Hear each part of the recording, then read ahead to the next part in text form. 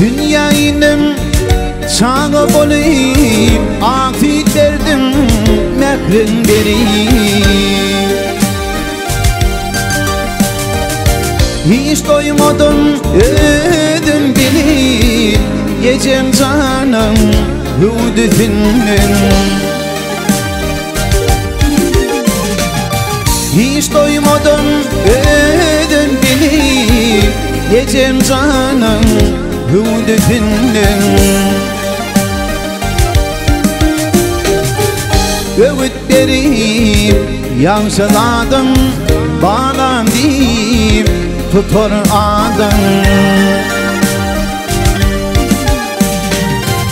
Kaçır gider kan kutsadım, yiyeceğim canım hudutinden. Kaçır gider kan kutsadım, yiyeceğim canım hudutinden.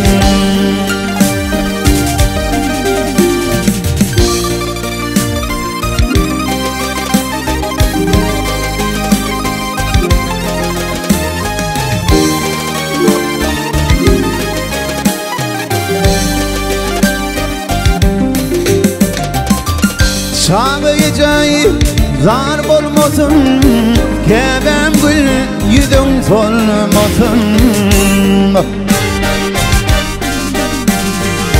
Allah'ım hiç ayra salmasın, yiyeceğim canım hudutinden. Allah'ım hiç ayra salmasın, yiyeceğim canım hudutinden.